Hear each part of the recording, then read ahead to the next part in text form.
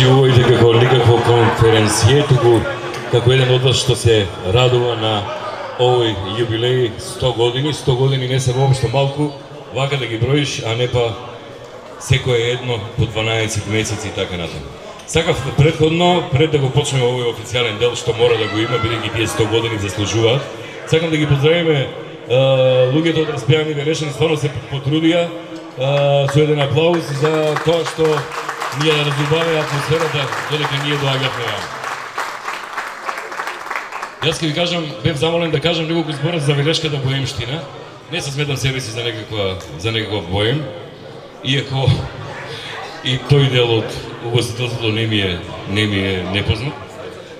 Јас ќе го прочитам текстот, а вие ќе ми кажете дали ви се допаѓа, а веднаш потоа и Тало и Дуле ќе имаат нешто да ви соопштат. Јас имам 52 години, тоа е помалку од 100, а со 52 веќе сум принуден да позајмувам наочари. Овој пат тоа ќе ги користам наочарите на Крстот. Крстот ти благодарам. Браво, Турки!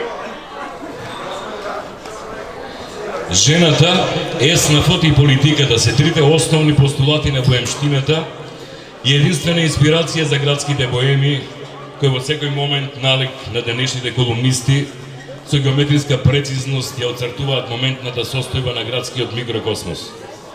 Тие точно знаат на кого му оди, на кого му врви занаетот, на кого не му оди најдобро, кој е борчлија, а кој има заземање, чија звезда вивнува до Солуни подалеку, а чија веќе го фатила западот на самракот.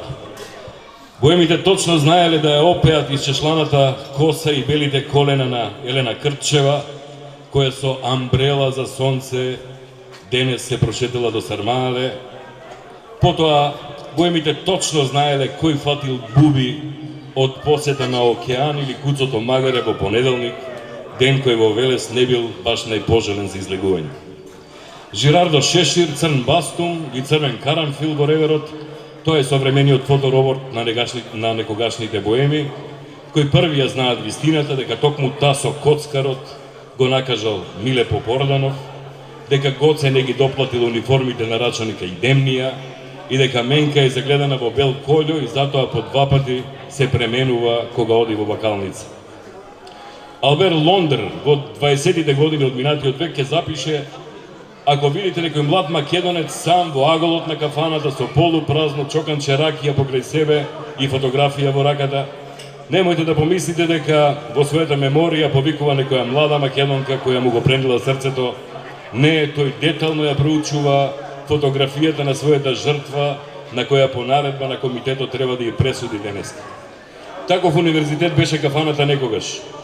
Колективната меморија на градскиот боемштилак го памети некој си Ило Грешниот, што едно утро отишол во филијалата на Кралската банка да побара една ракија.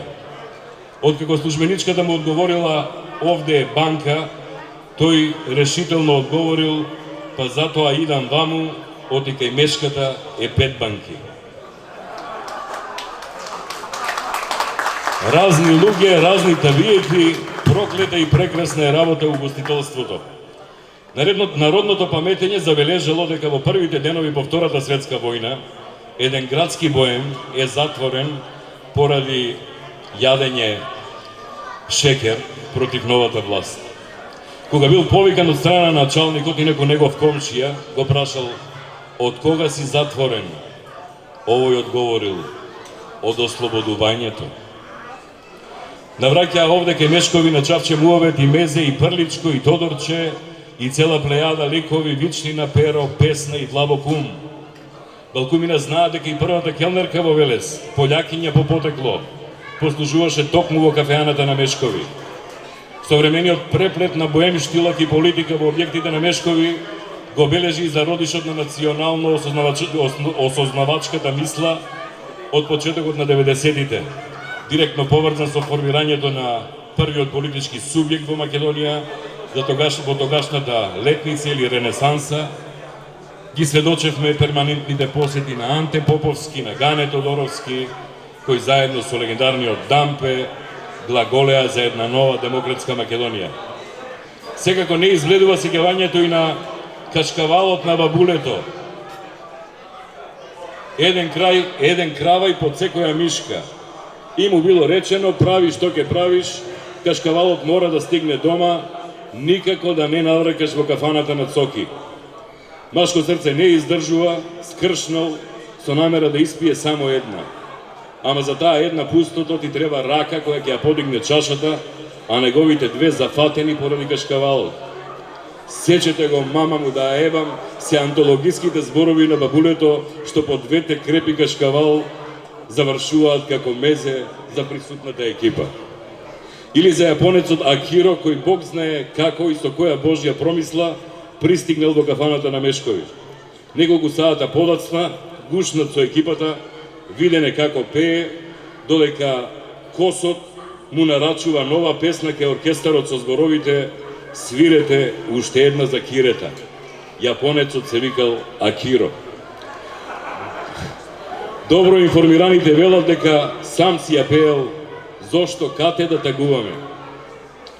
Легендарни се и трките во паралелно трчање на 20 метри на бракета Брзи пред Летница, а они се одираат еден во друг на секој 5 метри и така трката никогаш не завршила. Се тече, се менува само човештилакот и имањето Дикат и Почит за секој што ќе влезе остануваат.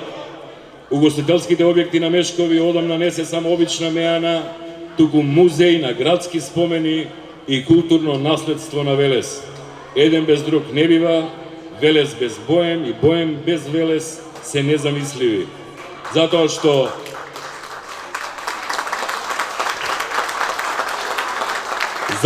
се цел еден век нека потрае тоа заедништво, а ние да се собереме и да се радуваме на 200 години од ова трајање на традицијата и одличниот вкус. Нека ни е честит денот, а вас нека ви е честит векот Мешкови. Ви благодариме.